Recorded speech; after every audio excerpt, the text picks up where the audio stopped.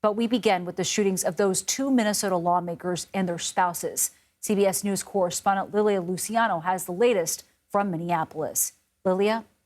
Today we saw Vance Belter, this 57-year-old, yesterday a fugitive, today now behind bars, facing not just state but federal charges in what authorities have called the political assassination of Minnesota Representative Melissa Hortman and her husband.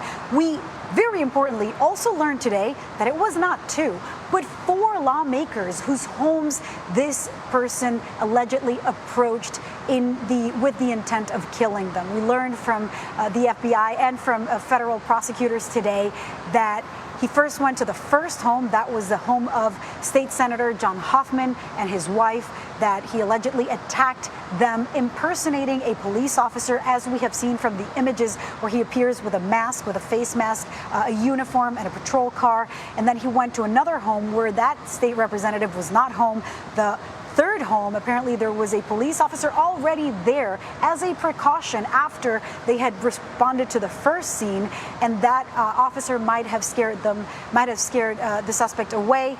Ultimately, he got to the home of State Representative Melissa Hortman and her husband, and that's where they say he carried out this assassination. And today we saw him in court, showed up with a yellow jumpsuit in federal court. He spoke clearly. He said that he understood the charges against him, and he revealed some details about his financials so that the court could approve him being represented by a federal defender. Next time he will be in court is next week, June 27th at 11 a.m. for his preliminary and detention hearings. Lilia Luciano, CBS News, Minneapolis. For more on this, let's bring in Anna Schecter. She's the senior coordinating producer for CBS News' Crime and Public Safety Unit and has been following this story since it broke. Anna, thank you very much for joining us. There were just incredibly chilling details today that we heard from law enforcement, and the fact that an officer apparently even interacted with Bolter during all of this.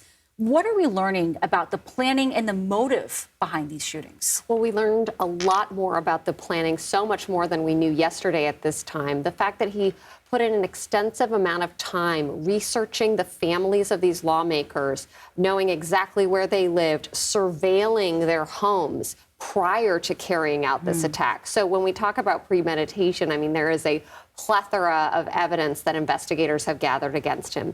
When it comes to motive, we look at those targeted. They were all Democrats that the prosecutors are going to take into account.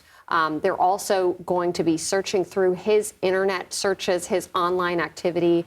And our own Lilia Luciano interviewed a roommate of his who said that he was a frequent listener of Alex Jones's podcast. Yeah, and those investigators are going to be looking into his background as well. What can you tell us about his background? What do we know? Sure. Well, he was married. He's a husband, a father, and a brother. And in fact, we know that investigators have spoken to his wife. She actually had cash and guns in the car and passports in the car when she was stopped at a traffic stop. That's how investigators sort of reached her to talk to her. They said she was cooperative. There are no charges against her. So that's kind of a little snapshot of his family. We also have learned from our own reporting that he was having some financial trouble, that he was trying to get a security business off the ground, but that he didn't yet have any clients. And he was working at funeral homes more recently. So trying to, I think, and struggling to kind of get that financial footing that he wanted. So that's a little picture of the man that we are now piecing together. We also heard today about federal and local charges. What could Bolter face if he's convicted on those charges?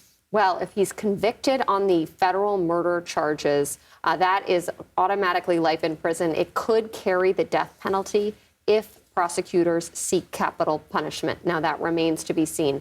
On the state charges, we heard from the county prosecutor today that she plans to file first-degree murder charges. That is life in prison. He already is facing the state counts of second-degree murder charges. Anna Schecter, thank you very much for staying on top of all of this. We appreciate your time.